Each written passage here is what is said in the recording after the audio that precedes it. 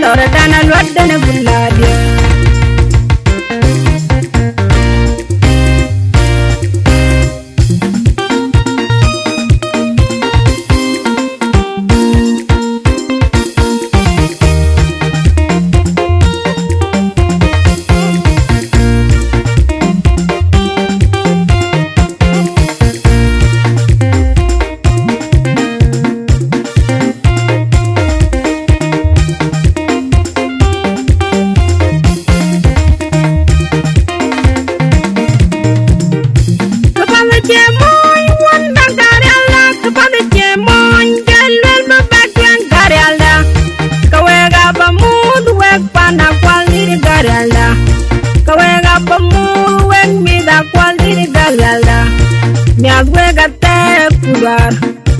Miadwega te kumierpu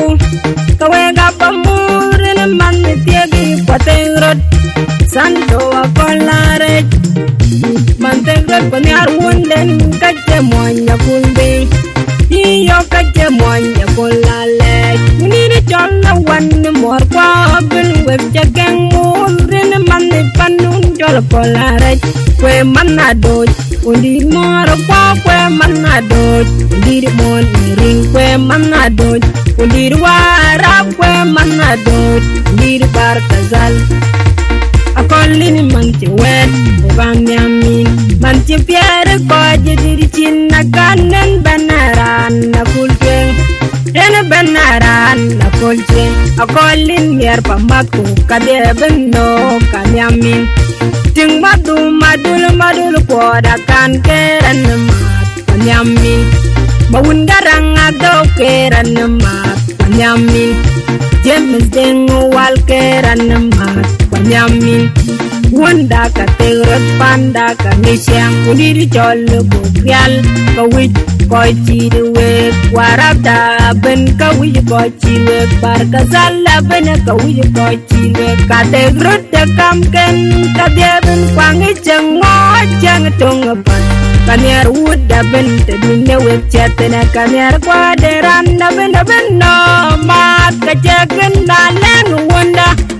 en mat ka cheken na tuj wanda wa deben manyin nya akol chola kola rej kala chin pala don mum ton jugwang manyin na jut kala chin pala don mum ton jugwang kunang chang dan mon jangda mudin majung wo akol chola kola rej kala chin pala don man ton jugwang manyin na tut kala chin pala don mum ton jugwang anyam we wa de we wa ben wundiri jala warab kawe ko chirwe shabam marku bubu molke kam ka o deben anyam we wa de we deka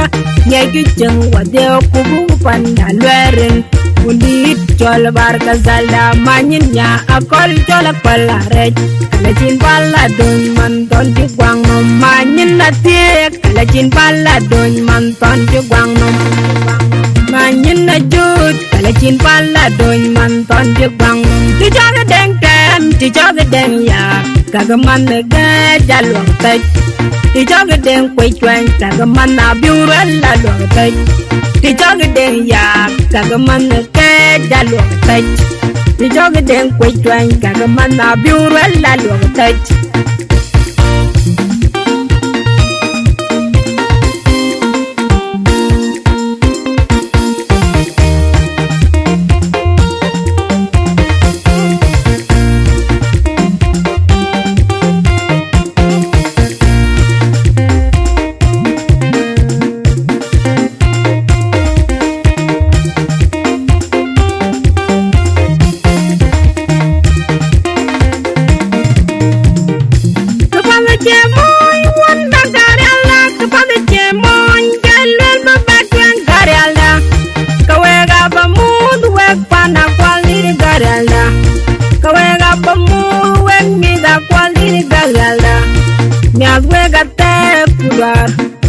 Miadwega te kumierpu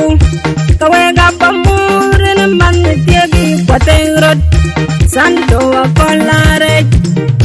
mantengrot panyar wunden kache monya kulde iyo kache monya kulale muniri cholla wan mor kwa colare kwe manado undir moro kwa kwe manado undir mon ring kwe manado undir wara kwe manado undir partazal akolini manche wet bamyamin manche pierre ko jidir chinna kanen banaran na kultwen ene banaran na kultwen akolin yer pamako kadeben no kamyamin ting madul ko da kan keran mat kamyamin bawun garang ado keran mat kamyamin James deng wal keran mat kamyamin wanda ka tegrot panda ka ngisyang udiri chol bugyal ka wich koy chidwe warabda ben ka wich koy chidwe bar ka zalla ben ka wich koy chidwe ka tegrot te kamken ka dieben kwang ichang ngo chang tung pan kanier wuda ben te dunne wet chatena kanier kwa deranda ben no mat ka cheken na len wanda en mat ka cheken na tuj wanda wade ben manyin nya akol chola kola rej kala chin pala don ton jugang manyin na jut kala chin pala don ton jugang kunang chang dan mon jangda mudin majung wut akol chola kola rej kala chin pala don man ton jugang manyin na tut kala chin pala don man ton jugang anyam we wade we wa ben wundiri jala warap kawe bachirwek shabab marako bubu molkel kam kawo deben nanyam we wadya we wedka nyeki cheng wadya kubu panda lwerin wundi chol barka zalda manyin nya akol chol palarej kala chin pala don man ton ti gwang manyin na tie kala chin pala don man ton ti gwang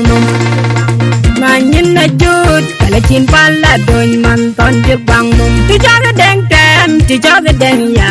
kaga man ga jalwang tai ti jaga deng kwai chwan kaga man na biurel la lwang tai ti jaga deng ya kaga man ga jalwang tai ti jaga deng kwai chwan kaga man na biurel la lwang tai